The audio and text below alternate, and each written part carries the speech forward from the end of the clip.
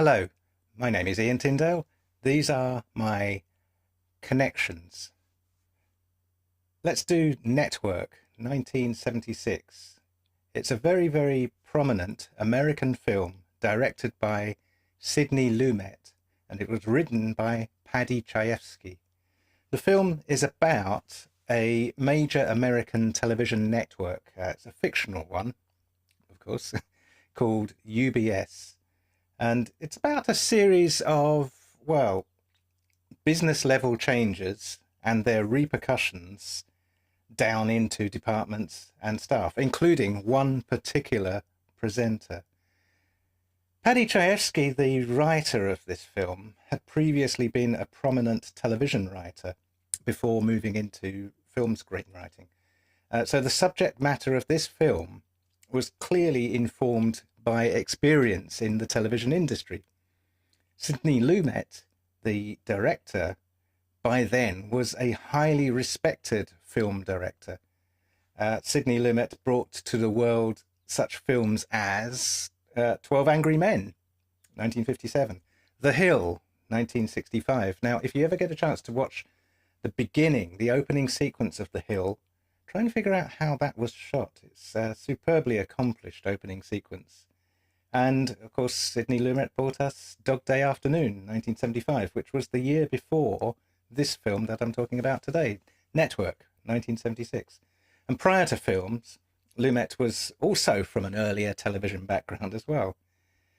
So, the story of Network focuses quite quickly on Howard Beale, a newscaster on the evening news show, who had just previously, in a drunken night out, been informed by the president of the news division and also his longtime friend, Max Schumacher, that due to declining viewing figures, he only had another 2 weeks in the job, and then he was fired.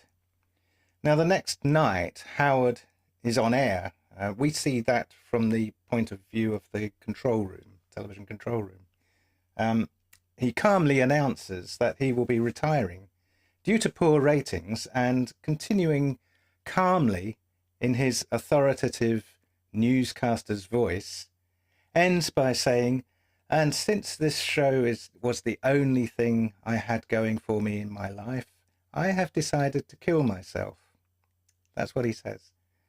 Now, the technical director and the director in the control room, they suddenly pay attention. They can't quite believe that that's what he said, as he continues, "I'm going to blow my brains out right on this program a week from today." Now, at that point, the control room mood changes from a casual, hardly attentive working to a very, very attentive and high adrenaline, still not quite believing that this is actually happening as it unrolls. Pandemonium on the studio floor, the control room, everyone shouting at everyone, Howard attempting to be pulled out of the studio, and they're just about to cut back to live in a few seconds. Anyway, thanks to Schumacher, Howard doesn't immediately get fired. The outcome is that Howard has to appear on air again to apologise. So he appears on air, he takes the live audience along for a rant about life, freely mentioning the word bullshit live on air, as you do. However, it's noticed that the ratings seem to have gone up at this point, and this changes everything. The programming chief, Diana Christensen, sees opportunity here and greedily wants to exploit this situation. She and Schumacher and Howard Beale develop his spot on the news, during which one night Howard comes into the studio from the thunderstorm outside. Raincoat still on, he immediately sits down. He's on air. He exhorts to the viewership to open the window and shout out, "I'm as mad as hell, and I'm not going to take this anymore." And it turns out that people up and down America is the country that this is being broadcast in live in the film. The film is set in America, are actually doing this. Now, this propels Howard to his own show. Diana Christensen, by now, has higher power and leverage in the corporation. She seduces the much older, married with children Schumacher, who leaves his wife for Diana.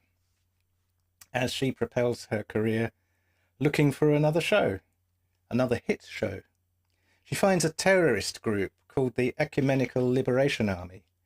Now, this in the film was modelled very loosely on the actual real life Symbionese Liberation Army of roughly about the same years as the film, during the writing and production of the film. So it precedes the film only by a few years. The real life Symbionese Liberation Army, the SLA, rose to prominence due to their bank robberies and bombings and the kidnapping of heiress Patty Hearst, pictured here. Now, Patty Hearst was an heiress and granddaughter of a prominent publishing rich person. Now, that is a whole story. That whole episode of what happened with the Symbionese Liberation Army and Patty Hearst. That's a whole episode. That's a whole story in itself. I won't go into it any further, but if you get a chance, if you don't know about it, look into it. It's very interesting. But, except to say that the fictional Ecumenical Liberation Army in this film, Network, of 1976, the Network screenplay owes a lot to the existence of the SLA in real life. Diana communicates with the ELA, that's the fictional Ecumenical Liberation Army, through a representative, a sassy black woman named Laureen Hobbs, with her characteristic 70s afro and hairstyle and fashion, and a very, very sassy street-level attitude. So from here, the politics and bargaining and the interactions of everyone involved are overshadowed, little do they know, by looming buyout machinations at UBS and their owner, a conglomerate called CCA, which is Communications Corporation of America, itself by a Saudi conglomerate. Beale gets to hear of this and he exposes it on air to the audience.